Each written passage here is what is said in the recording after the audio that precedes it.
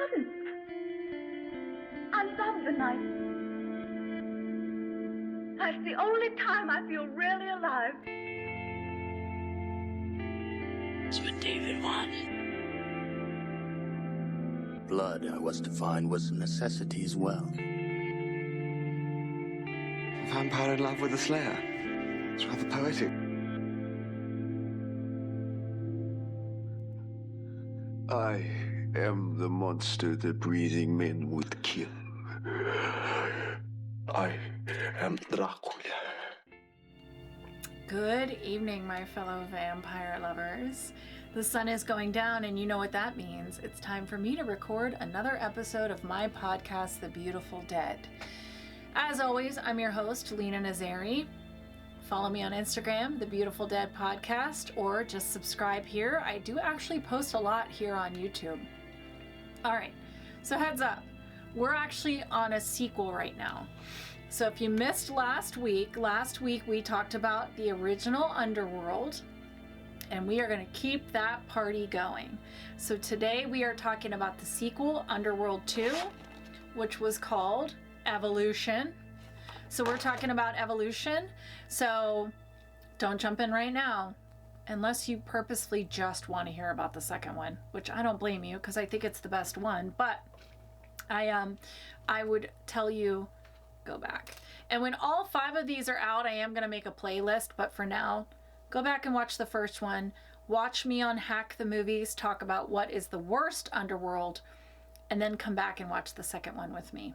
All right, we are going to keep going. Let's keep going. All right, so when we left off last week, Michael and Celine had taken off. Lucian was dead. Victor was dead. They took Lucian's pendant with them, which we saw originally was with, not Celine, the daughter. What was her name? A few moments later. Sonia. All right, so we saw Michael and Celine take the pendant off of Lucian, which Lucian got from Sonia. Sonia was Victor's daughter. Lucian and Sonia were in love, and so because the vampires and werewolves, it's not that they can't crossbreed, they can, but Victor didn't want that to happen. So Victor, and I think they keep talking about the covenant. I think that's what they mean by the covenant, because they were like, Celine broke the covenant, and I think it was that you can't cross with the lycans. You can't be friends with them, you can't sleep with them, you can't think about them. So, all right, let's jump in. Let's jump in. Underworld 2. Okay, clearly we start in the past, and it must be centuries back, because we see a bunch of vampires on horses standing outside a burning village where bodies are lying everywhere. One of the vampires is Victor, who we know, and the other one next to him is Marcus. And we know in the first movie, Marcus and Victor rotate with one other elder, which is Amelia. So this was clearly a very long time ago when all 3 were awake at the same time. Victor tells Marcus that his brother has to be stopped. Then he tells all the other vampires to burn the bodies before they turn. But before they can,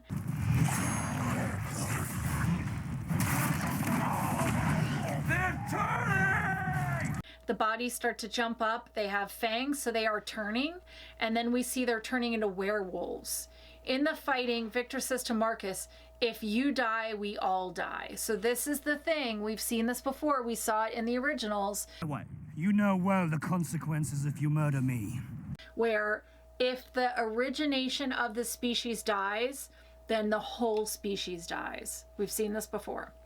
Put a pin in that. So Marcus rides into the icy woods. The vampires get one huge lycan trapped and start shooting him with crossbow bolts attached to chains. Marcus calls him William. So this is Marcus's brother. So if you missed this in the first one, Corvinus was the original man who, because of the plague, had his blood turned something special, and he was immortal. And then he had 2 sons, And they were both immortal beings because they were, you know, obviously born to a man who was immortal. But then one was bit by a bat, one was bit by a wolf. This is the origination of vampires and werewolves. So Marcus and his brother William are those sons. Marcus is the vampire, William is the original werewolf. So Victor says, we had a deal. You know what happens if you murder me or William. Oh, sorry. Marcus says to Victor, we had a deal. You know what happens if you murder me or William. And Victor says, My lord, imprisonment for all time. he is out of control. I will handle things my way. And if you even speak his name again, you will be choosing his murder. The plan is imprisonment for eternity away from his brother. Now we get a recap of the first movie from Celine, which I already did last week. She explains that Michael is her only ally, and now it's a matter of time before they are found. She wants to awaken Marcus so that they do have a powerful vampire on their side. Her and Michael are in a vampire safe house in the middle of the woods, and we see that it's been used to experiment on lycans.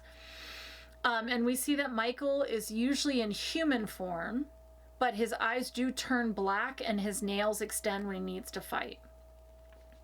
They are loading up on weapons and they plan to get back to the mansion before sunrise.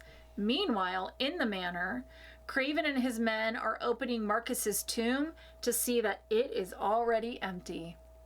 Marcus explodes from the floor and we see that he is winged. So this is our first winged vampire. He kills Craven's men and pins Craven to a wall, and we see that the elders can see memories through blood. So I thought this was an elder ability, but I do think at one point we do see some of the other vampires use this. But when an elder bites you, he could see all of your memories. So he feeds on Craven, and now he knows everything. And then he blows up Craven's head. Selena is telling Michael he needs to stay behind because he will be killed on sight. And then she tells him he needs to feed, and we learn that normal food is lethal to vampires. If he doesn't feed on the blood bags that they have in the safe house, the thirst will become uncontrollable, and then he'll attack humans. He sends her on her mission to the manor and agrees to wait for her, so she leaves. Now we're on a ship somewhere. And there's a bunch of people who are watching all the happenings amongst the vampires.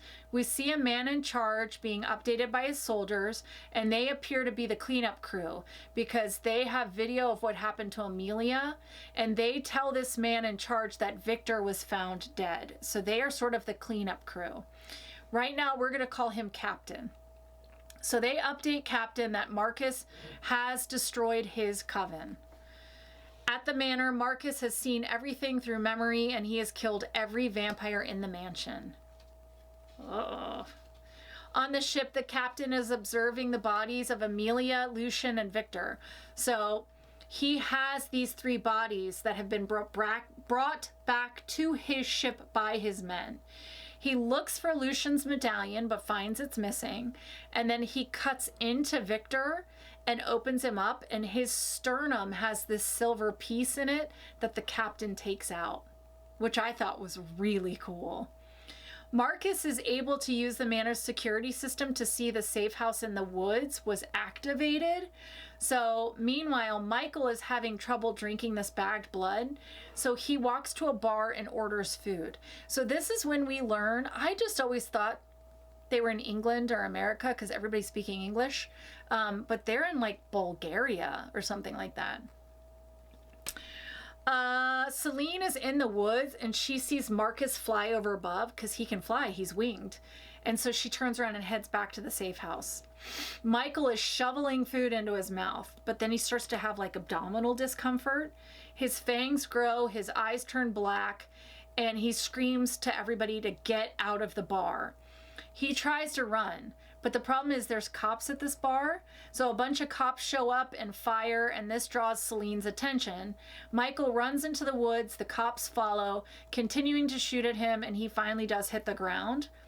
Celine enters the fight, takes a shotgun blast to the stomach, and wipes out the cops and then bites her wrist and feeds her blood to Michael. And that's, I guess he's able to heal because of her vampire blood, but he's also part vampire. So I think it's just that he needs to be fed to be able to heal, and because he's refusing to drink blood, she gave him some. Marcus arrives and asks Celine why Victor would hide so much from Marcus and then attack Celine. Michael fires on him and they run. They stop a man in the road and steal his truck. And then we see Michael shift into like a half lycan, and Marcus lands on the back of the truck. So as Celine speeds, Marcus and Michael fight, and it's a very cool fight scene. Lucian's medallion falls off Michael, and Marcus wants it, but Michael holds on. They're able to hurt Marcus enough that he falls back, and Michael says to Celine, like, he's a hybrid, isn't he? He's a hybrid, isn't he? Yes. He wanted this. News to me. And then he's like, why does he want the medallion? We're going to find out. But there's no time for an answer because the sun is rising, and this is a problem for Celine. She starts to burn. So they find an abandoned building to drive into. Thank goodness it was black paint day, because he like throws black paint over all of the windows to protect her. So we know that he can be in the sun because he's a hybrid. She has suffered some burns where the sun touches her, but then they heal very quickly. So while the sun might burn up vampires, if they're able to get out fast enough, they heal wounds very quickly. Then they share a kiss. And then they do what adults do when they are left alone and attracted to each other. And we see that they're both in very, very good shape. But really, guys, is this the time? I don't think this is the time. And I just want to say, as soon as this scene happened, I was like, please tell me they're not going to do what I know they're going to do. And guess what? They do it. This is one of my least favorite tropes in vampire movies. But we will get to that. Now we see that the ship is docked. We see that Marcus sleeps upside down like a bat, and he's in like a man bat form, which I freaking love. Cops are now at the safe house, and they walk in and they see this dead werewolf, and they're like, what the fuck? And then a chopper arrives. The captain's men knock out the cops and then blow up the safe house. So clearly, and this is one of the tropes I love when vampires have a cleanup crew. So clearly they are the cleanup crew. They clean up vampire messes. Celine awakes, and Michael has gotten the truck to work again. She picks up the medallion and she pushes on the center of it, which releases side pieces. And then she gets like a flash of a memory of little girls playing, and one of the little girls is holding the medallion. I've seen this before when I was a child. I've held it when it was open like this. How's that possible? I don't know. But I know someone that might. So then they head to a vampire named Andre Tanis, and he is the vampire historian. That is his job.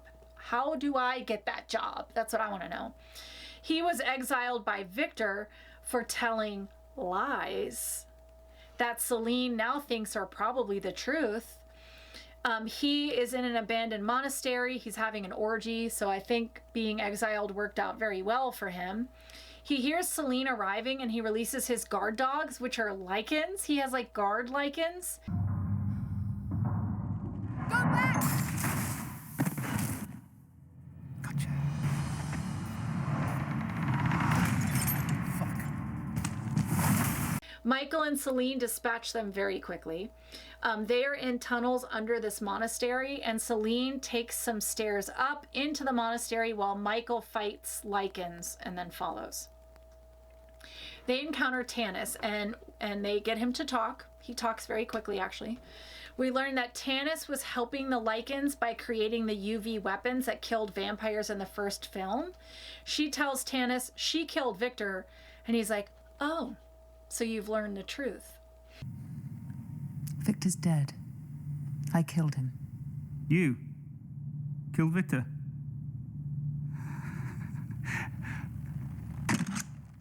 No, I think not. Oh, unless you've learned the truth. So good. She starts to load up on his vampire killing weapons and asks him, why was he really banished? Victor was not the first vampire. He was a human turned by Marcus, who was the real first vampire. So I was so sure they said that Victor was a born vampire, but maybe that was just another one of his lies. Victor was not the first of our kind, as you were led to believe. He was once human. So really, nobody's a born vampire, because Marcus was turned when he was bitten by a bat, and then he turned Victor, and then Victor turned Celine. So clearly you have to turn somebody. So when they said he's a born vampire, I don't think any of that was true. But for all we know, Victor told a shit ton of lies, so we're just not going to listen to that. So there's no such thing as born vampires in this world, unless... But that would be a hybrid, right? So if Sonia had her baby, that would be half werewolf, half vampire. So we know that the vampires can get pregnant, but maybe they can only get pregnant with... But then, wouldn't Sonia be a born vampire because she's Victor's daughter? So many questions. So many questions. Anywho, let's move on. Marcus offered Victor immortality in exchange for his armies to fight the lycans that were created by Marcus's twin brother William. The first made lycans are vicious and animalistic, so they are always in werewolf form, and we are going to call these lower lycans. So the lower lycans were the first ones made by William. They are always in wolf form. They are very animalistic. They never switch back to human. They cannot use their brains. But these weren't the lycans we know. Disgusting though your brethren may be, they at least are evolved. Now these were raging monsters, never able to take human form again. So, the ones that we see now, which we will call higher lycans, like Lucian, they can shift back and forth. Victor captured William and locked him away. They couldn't kill him because killing William or Marcus kills everyone in the bloodline. He wants the lycans alive because he used the lycans as his slaves. Yeah, some dark vampire history. But this is one of the reasons why Tanis was banished, because Victor didn't want him telling anybody any of this. William's prison is a tomb that was built by Celine's father, and the medallion is how you unlock it. Her family was killed to protect this secret when Lucian escaped with the key. Celine was made into a vampire because she is the only one who has seen the tomb and knows where it is, but she can't remember. The one thing they don't know is why Marcus wants William now, but Tanis knows someone who may and tells Celine where to find this person. So they head off. Not long after, Marcus arrives looking human because he actually stopped and took the time to feed on a horse. So now we know that the vampires can feed on animals. This is the stuff I'm always watching for. So we know that the vampires can feed on animals, and we know that the reason that Marcus was in sort of the man-bat form is because he just needed more blood.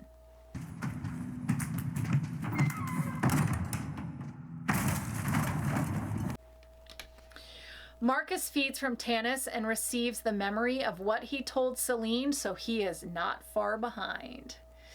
We see that the man that they were sent to was the captain. And then we find out he is Alexander Corvinus. So he is the father of Marcus and William. And by the way, I knew that the second I saw him. And I said this on Hack the Movies, but I'll say it here. Corvinus was Matthias Corvinus, which was the Hungarian king who was an ally to Vlad Tepes. So that's where Corvinus comes from. He has been cleaning up after the lycans and vampires since the dawn of time, and it was to keep his sons safe. They want him to tell them where William's tomb is, but he's not interested in helping her kill his son. He calls her out for all the lycans and vampires that she has killed in her time on this earth. Meanwhile, Marcus arrives and he's back in his Bat Warrior form. He stakes Michael and steals the medallion. Celine fights but is pinned, and Marcus drinks her blood. So now he has all of her memories, including where the tomb is, and then he flies off. Corvinus grabs the silver piece that he pulled from Victor's body, and Celine pulls the wood from Michael's chest, bites her wrist, and pours the blood in the wound. Marcus fights his way to Corvinus. Hello, Father. You are unwelcome in my presence. He asks for Victor's key, which must be the piece that was taken out of the body. You clearly need that piece plus the medallion to open the tomb. He stabs his father with one of his wings and then stabs him in the heart with a sword, then finds the key in his jacket pocket. More soldiers arrive to help Marcus. More soldiers arrive to help Corvinus. Marcus is gone, Corvinus is dying, and he says, "Find the girl and bring her to me." They find her and send her to Corvinus, and she asks them to not leave Michael there. Corvinus explains that Marcus is too powerful to fight. He slices his wrist and tells her to drink. She says, "What will I become?" And he says, "The future." She drinks and her irises shine.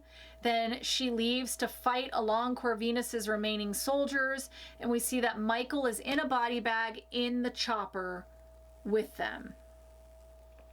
Corvinus blows up the ship, I'm guessing because he knew he was dying. So he blows up the ship in the last fatherly moment to save his sons, because if the humans find all of this, it's going to be a really big problem. So that was his dying gift to his son, I guess. Marcus is in the underground tunnels from Celine's memories and uses the medallion and the key to open a passageway, finding the coffin.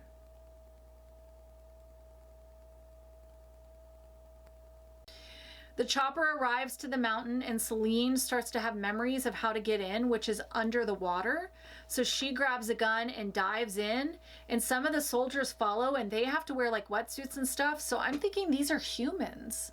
So I guess every 40 years, Corvinus hires a bunch of humans to help him clean up vampire lycan messes, and these guys never say anything. Anywho, but she doesn't have to wear anything because she's a vampire. So that tells me, like, I don't think she breathes because she's under that water for a while, and clearly icy cold water doesn't bother her at all. Marcus uses the key to open the coffin, and we see that William, so what's interesting is when the vampires are awakened after 100 years, they're like mummified and they need so much stuff to be ready to be themselves. Like they need a lot of blood, but William is in full wolf form and he is ready to fight. William.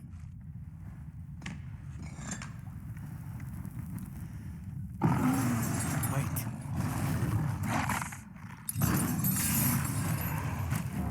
He comes right out ready to fight. He does not need anything. So that tells us the lycans in this world are actually stronger than the vampires. Hot take. Marcus calms him down and says, "I'm not here to hurt you." Celine is getting closer, and when they reach the coffin, they see it's empty. They follow the sounds of attack to find Marcus and William killing soldiers. Marcus and Celine fight, and Marcus takes 6 shotgun blasts to the chest. She closes the passageway to block him in, and he like shifts back to this bat creature. So it's funny because like for a big chunk of the big fight at the end, he's just trapped. He doesn't get to be a part of the big fight. And then we see Michael wake up in the chopper. So we know that the hybrids are stronger than either one. Celine and the soldiers are trying to fight William, who's hiding somewhere. He comes out and eats a bunch of men, leaving Celine, who shoots him so many times, and it does not slow him down at all. She blows up the ceiling and dives out of the way.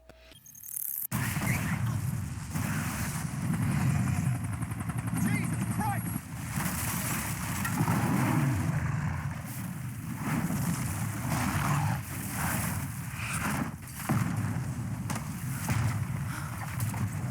she blows up the ceiling and dives out of the way. So now there's an opening up there. The chopper flies to the opening and hovers, and then meanwhile the bitten soldiers start to turn, and now she's surrounded by wolves. Michael leaps from the chopper through the open ceiling and down to help Celine.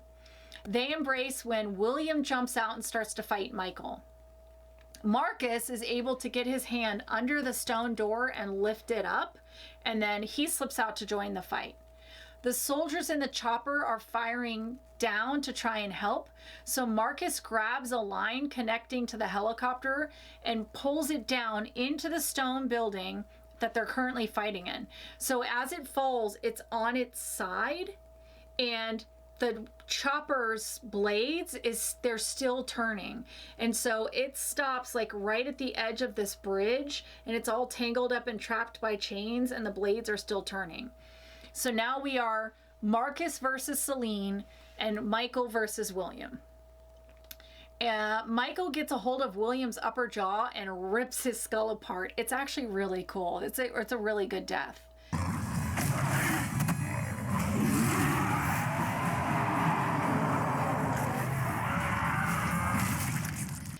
Marcus stabs Celine with one of his wings, but she snaps it off and then stabs him with it, and it sends him backwards towards the blades. The sun is rising, and it doesn't hurt Celine anymore because of Corvinus's blood.